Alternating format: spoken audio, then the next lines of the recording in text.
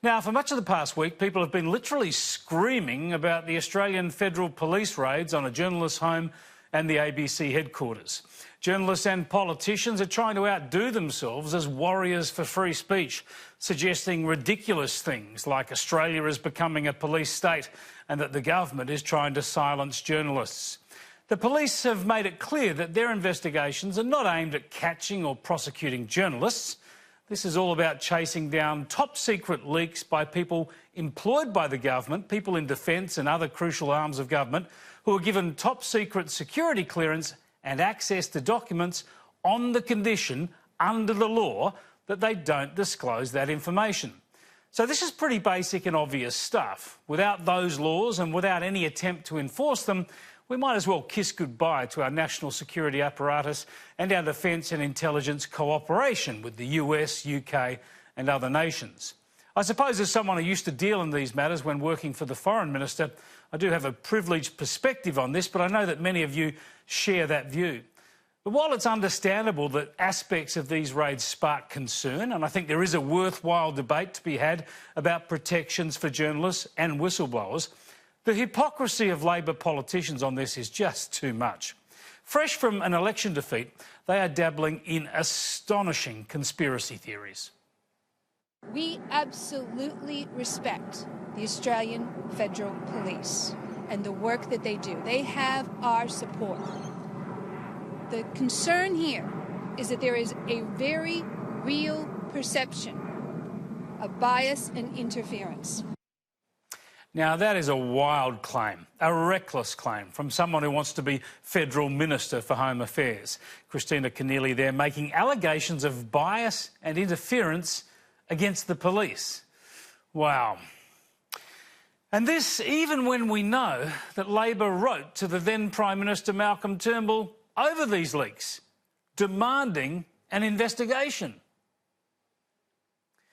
The documents described in the media appear to be extremely sensitive and divulge information about one of Australia's key security agencies, said the letter from Labor's Mark Dreyfus.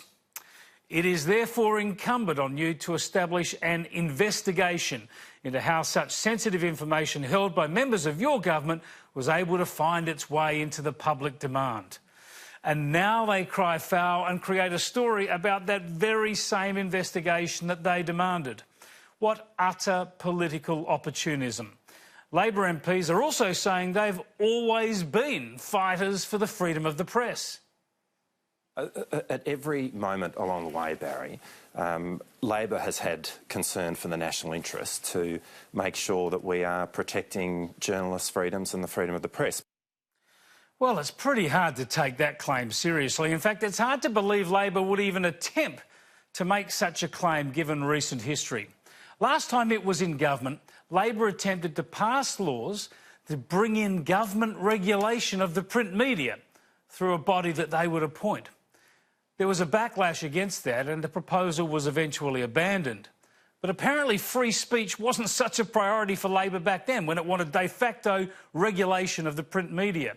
Nor did Labor object to Andrew Bolt being prosecuted under Section 18C of the Racial Discrimination Act for columns in which he argued against racial distinctions, against racial discrimination. Columns that now, under that law, remain banned.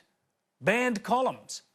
In fact, Labor and others cheered with this result when it happened, and they also defended the laws, even after the Queensland University students and the late great cartoonist Bill Leak were pursued and traumatised under this anti-free speech provision. And Labor said nothing last month or in the weeks leading up to the election, and we highlighted here the Greens' plan to bring in so-called hate speech laws that Richard Di Natale told his followers would deal with people like Bolt, Alan Jones and me. Laws to silence critics. Yes, the hypocrisy here from Labor is astounding.